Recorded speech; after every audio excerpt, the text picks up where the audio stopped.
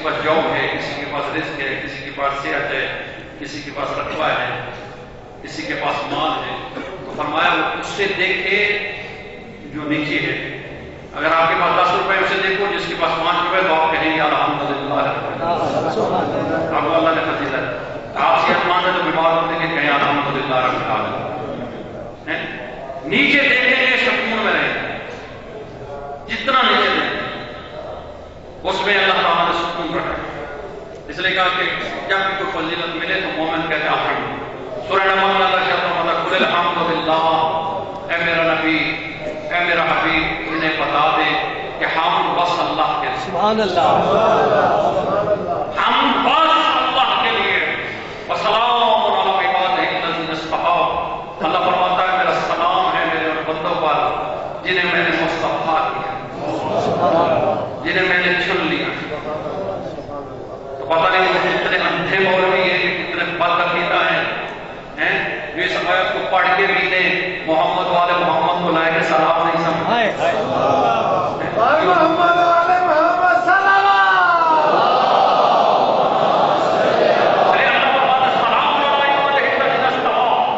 میرا سلام ہے میرے ان بندوں پر جنہیں مصطفیٰ کیا.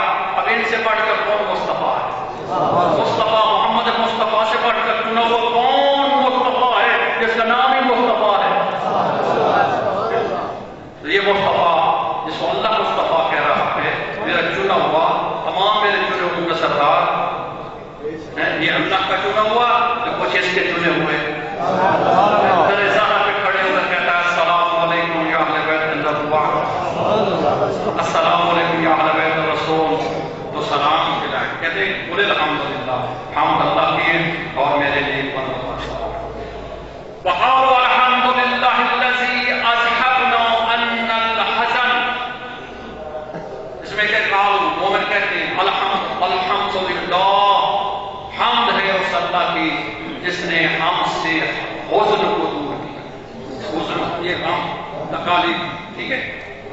تو یہ آیتیں ہمیں بتا رہی ہیں کوئی فضیلت ملے تو کہو الحمدللہ رب العالمین. کہیں غم دور ہو کہو الحمدللہ رب العالمین. اس لیے کہ پیغمبر اسلام صلی اللہ علیہ وسلم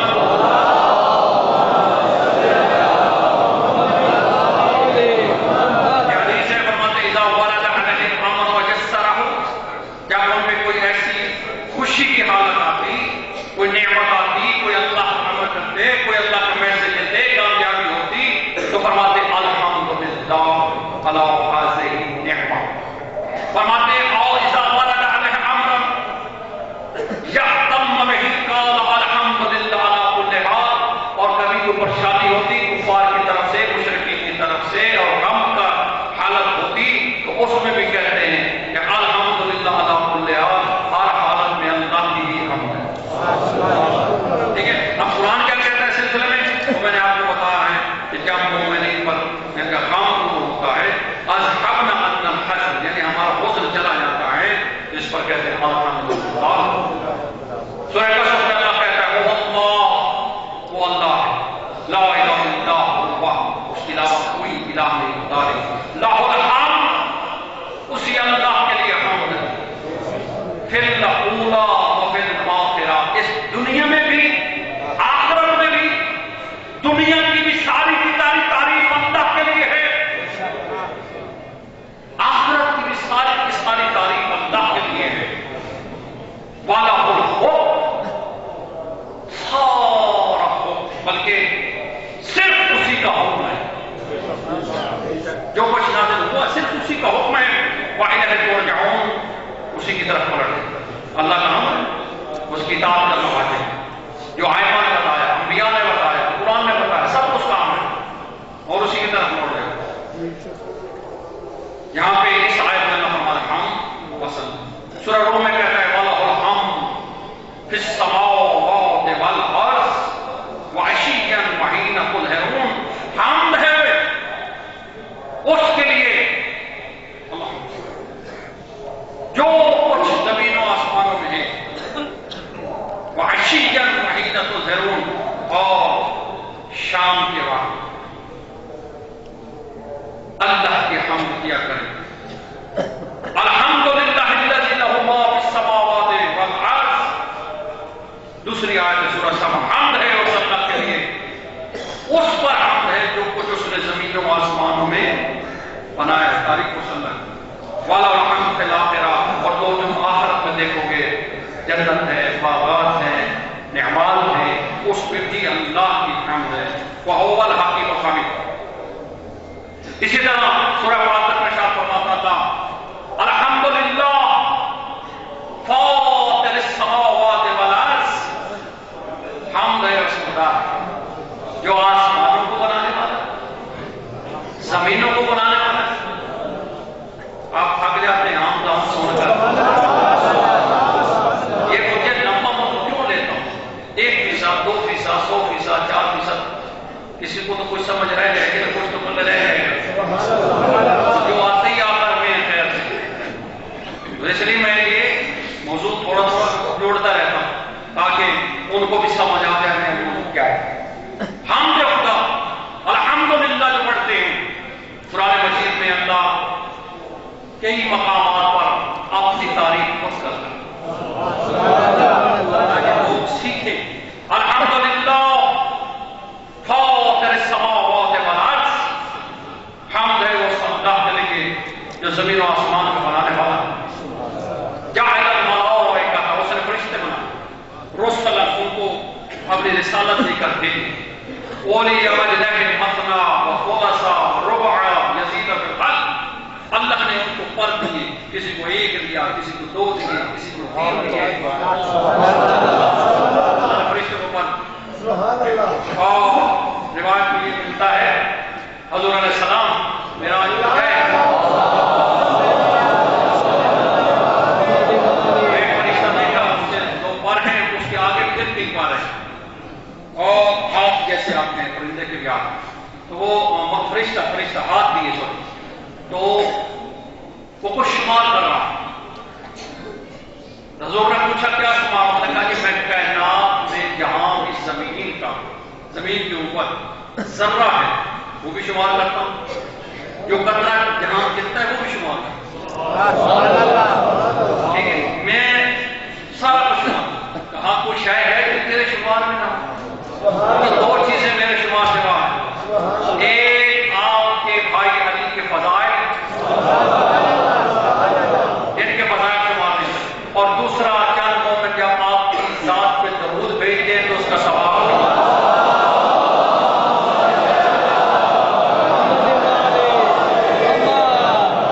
لہذا ہمیں الحمدللہ رب العالمین یا اللہ کی تعریف ہے۔ اس کے لیے ایک اور آیت سورہ ابراہیم میں آیت نمبر 39 اللہ فرماتا ہے الحمدللہ الذی وہب علی الکبر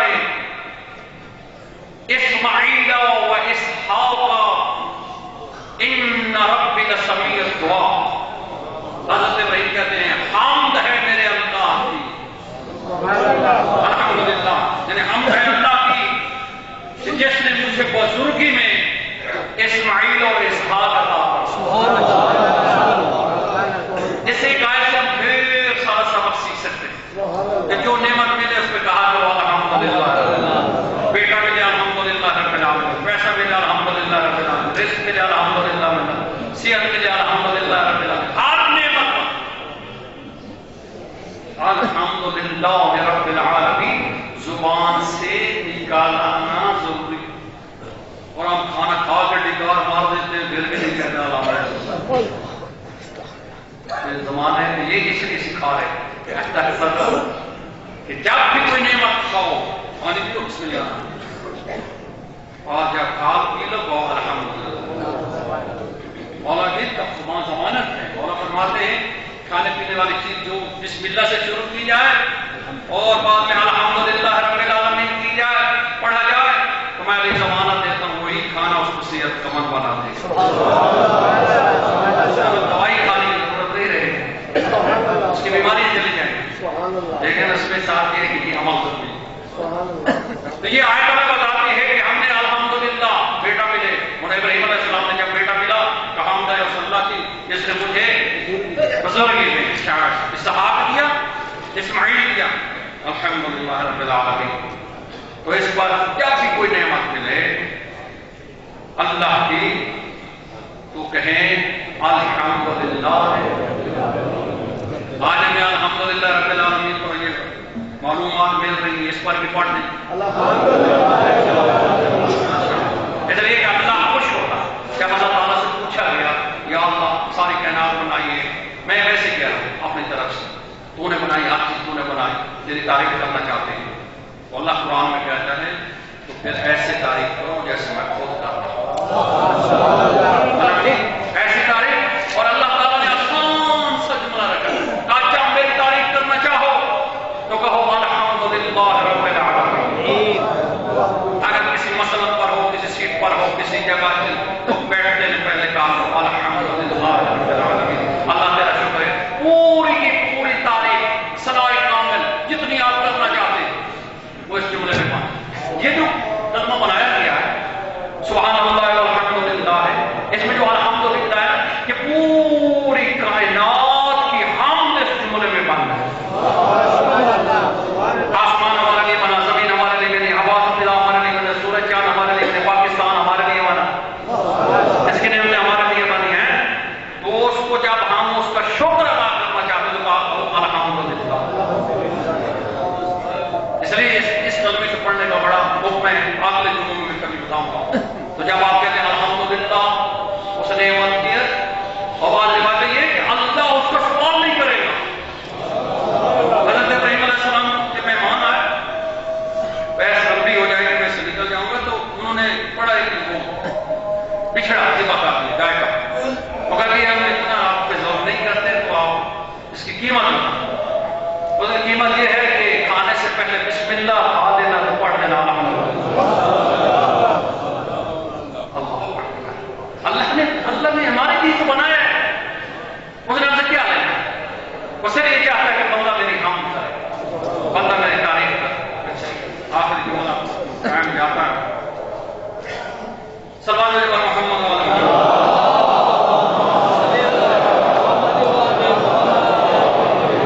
قرآن مجید میں اللہ امر دیتا ہے، کچھ سوروں میں، سورہ مومن میں، سورہ حج میں، سورہ طٰہٰ میں، سورہ کذا سب پہ بحمد ربک. آپ نے رب کی تسبیح کرو حمد کے ساتھ، یعنی تعریف کے ساتھ. اسی طرح اور بھی سب پہ بحمد ربک قبل طلوع الشمس و قبل غروبها، یعنی کیا کرو آفتاب طلوع ہو رہا ہے، مغرب فجر سورج سے پہلے بھی اللہ کی تسبیح سے حمد کرو، اور جب غروب ہو رہا. یاد رکھیں میرے بھائی، آپ دفتر میں کام کرتے ہیں، مجبوریاں ہوتی ہیں، سب کچھ مانتا ہوں، لیکن یہ جو وقت اللہ نے بنائے ہیں قرآن میں، ان کا بھی کوئی مقصد ہے. خاص وقت ہے یہ. اس ٹائم آپ شک وہاں رکاوٹ پڑھ لیا کریں، مصلی ڈال لیا کریں، اور یہ خاص وقت ہے. مولانا فرماتے ہیں اللہ نے نماز کو وقت کے ساتھ واجب کیا، اس وقت اللہ دروازے کھول دیتا ہے اپنے رحمت. اور جناب وہ جو پہلے فائدہ اللہ زیادہ اس کو، تو لہذا اللہ ہر ٹائم اللہ کا ذکر کرنا چاہیے. اس لیے حدیث میں کل امر ذی بال توفیہ بحمدللہ، ہر کام سے پہلے اللہ تعالیٰ کی حمد کریں. اللہ تعالیٰ حمد کرنے والوں کو پسند فرماتا ہے. اور مومنین کے لیے کہا سورہ توبہ میں الطائبون العابدون الحامدون السائحون الراکعون الساجدون الآمرون بالمعروف والناهون عن المنکر والحافظون لحدود اللہ. اللہ فرماتا ہے کہ میرے جو مومن بندے ہوں گے، توبہ کرنے والے ہیں، عبادت کرنے والے ہیں، تسبیح کرنے والے ہیں، رکوع کرنے والے، سجود کرنے والے، نیکی کا حکم دینے والے، برائی سے روکنے والے، اور میری شریعت کی حفاظت کرنے والے. اگر چیز کو الگ پائی جاتی ہے ہم میں کون سی؟ توبہ کرنے والے، عبادت کرنے والے، حمد کرنے والے، تسبیح کرنے والے، رکوع، سجود، امر بالمعروف و نہی عن المنکر، اور شریعت کی پابندی کرتے ہیں. جہاں شریعت نے حلال کا حلال ہے، جہاں حرام کا حرام ہے، تو قرآن کہتا ہے وَبَشِّرِ الْمُؤْمِنِينَ. یہ وہ مومن ہے جنہیں جنت کی بشارت ہے. یہ وہ مومن ہے جو حمد کرتے ہیں، اور جس میں یہ نہیں پائی جائے کہ نماز کے نیڑے نہیں آنا. جناب کیا نام ہے جو گھر میں اٹھ جائے تو اسے بھی آج کل کہتے ہیں اس نے نیند خراب کر دی، مولوی بن گیا، تو وہ سب کو دروازہ کھولا، میری نیند خراب ہو گئی. یہ حالات ہیں. وہ مومن وہ مومن ہے، میں نہیں کہتا میرے لیے گل پڑ جائے، پر قرآن اسے مومن نہیں کہتا. قرآن کہتا ہے وَسِيقَ الَّذِينَ اتَّقَوْا رَبَّهُمْ إِلَى الْجَنَّةِ زُمَرًا، جو اللہ سے ڈرتے ہیں، اس کی حمد کرتے ہیں، تقویٰ کرتے ہیں، اسے جنت میں ایسا لے جایا جائے گا جیسے دلہن کو لے جایا. زمرہ اس کا سورہ زمر میں یعنی وفد کی صورت میں، پروٹوکول کے ساتھ، عزت کے ساتھ، شان کے ساتھ. میں نے کہا نا مومن سے بڑا حتی جب وہ زیادہ بڑا ہوا. آج کل تو یہ سائنس لوگوں نے بھی بنا کہ آپ دروازے پر آ جائیں گے جنت کے دروازے پر تو دروازے خود کو خود کھول جائیں گے. آج کل تو دیکھا آپ نے ہوٹلوں میں، ادھر ادھر بڑے ہوٹلوں میں دروازے پہ جاتے ہیں، دروازے خود کھول جاتے ہیں. یہ قرآن بتا رہا ہے سورہ زمر میں کہ جب جنت کے دروازے پہ آئیں گے جب متقین ایک پرہیزگار مومن تو ان کے لیے جنت خود کھول جائیں گے اور دروازے کھول جائیں گے. وقال لهم خزانتها، وہاں جو نگہبان چوکیدار کھڑا ہوتا ہے وہ کہتا ہے السلام علیکم. تم پر سلام. آج کل ہمارے سلام بھی ہٹایا جا رہا ہے. آج کا سلام، یہ سلام وہاں ہوگا تو جب تم سلام ہو جنہیں اللہ نے طیب قرار دیا، جنہیں اللہ نے پاک کرا. یہ بات وہی ہوگی کہ دنیا میں پاک ہوگی، یعنی ان کے لین دین پاک، زبان کے سچے، عمل کے سچے. ہمیشہ کے لیے جنت میں داخل ہو جاؤ. اب تو میرا موضوع ہے اللہ کی ہم جب یہ جنت میں چلے جائیں گے تو وہاں کہیں گے وقالوا الحمدللہ. جب جنت میں چلے جائیں گے کہیں گے حمد ہے اس اللہ کی صادق نوعدہ ہو، جس نے ہمارے ساتھ کیا ہوا وعدہ سچا کر دیا. نماز پڑھو گے جنت ملے گی، روزہ رکھو گے جنت ملے گی، نیک بنو جنت ملے گی. آگے یہ ہے وَأَوْرَثْنَا الْأَرْضَ نَتَبَوَّأُ مِنَ الْجَنَّةِ خَيْرٌ. اللہ نے ہمیں جنت دے دی کہ اب چاہے جتنی مرضی ہم جائیں، جیسے چاہیں جہاں رہیں، ہمیں اللہ نے جنت عطا کی. وَنِعْمَ أَجْرُ الْعَامِلِينَ. اس جملے کو سمجھنا ہے. قرآن کہتا ہے کتنا اچھا اجر ہے عمل کرنے والوں کے لیے. آج کے یہ مومن کہتے عمل کی ضرورت ہی کوئی نہیں، نماز کی ضرورت ہے. کہتے ہیں نماز بیٹھا کر وہ ورزش ہے. ایسے سے بھائی اگر نہیں پڑھنے کی توفیق تو اللہ سے توبہ کرے تو مانگ. یہ تو نہ کرے اس نماز کی توفیق کو. یا اگر کسی بندے نے ہمارے خاندان سے، ہمارے بھائی کسی نے ایسا دین کے ساتھ مذاق کیا تو اس کا جہاد واجب ہوتا ہے. یاد رکھیے گا فوراً اس کے ساتھ جہاد کرے. یہ قرآن کے اصل کے حکم کا مذاق ہے اور ہم سن لیتے ہیں، ہم حاضر ہیں. ہم اس کا مطلب ہے کہ ہم دین کے کوئی حفاظت نہیں کرتے، دین کا ہم کے لیے ہم جہاد نہیں کرتے. اس کو روکنا چاہیے زبان سے، نہ اس کو گھر سے نکالنا، اس کا عقیدہ خراب ہوگا. میں اس لیے اگلے دن وہ جو مجھے ایک فون آیا کہ لڑکا کہتا ہے میری سسٹر کہتی ہے حضرت علی علیہ السلام کو اللہ کہتی ہے اور کہتی ہے حضرت علی جل جلالہ. تو یہ کہاں سے پیدا ہوا؟ کہ ہمارے ہی اسٹیج سے اور ہمارے ہی لوگوں سے جو تقریریں کرتے ہیں اور جناب لمبے سر بال دکھا کے آگے جو عقیدے والے لوگ ہوتے ہیں بیچارے ان میں سے پھر ایک گروپ ہے جو ان میں چھانٹی کرتا ہے، جو ان پہ فرق کرتا ہے، زیادہ کام دیتا ہے، زیادہ بلائیے پھر اس میں وہ ڈورے ڈالتے ہیں اور ایک گروپ بن رہا ہے. ماشاء اللہ بڑے آنے والے وقت میں پتہ نہیں کیا ہوگا.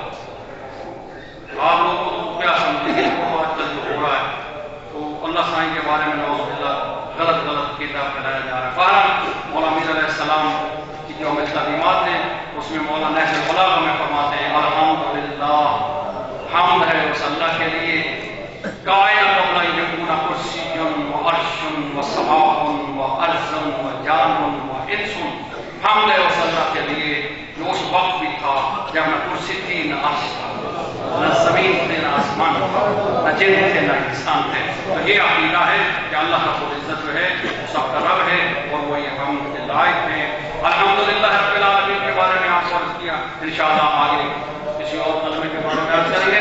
تو ہر نعمت اور اس کے بارے میں یہ ہے کہ جتنا آپ حمد کر سکتے کرتے چلے جائیں، اللہ کا رزق بڑھتا چلا جائے. اللہ کا جتنا بھی آپ کو زیادہ تسبیح پڑھا کرے، لمبی لمبی تسبیح. اللہ تعالیٰ آنکھ کو دیکھ کر الحمدللہ، زبان کو دیکھ کر الحمدللہ، صحت مند ہے تو الحمدللہ، کھانا مل رہا ہے تو الحمدللہ، چل رہے تو الحمدللہ. جو نہیں چلتے ان سے پوچھیں، جو نہیں سنتے ان سے پوچھیں. اس لیے اگر کوئی نیکی مل گئی، امام سجاد علیہ السلام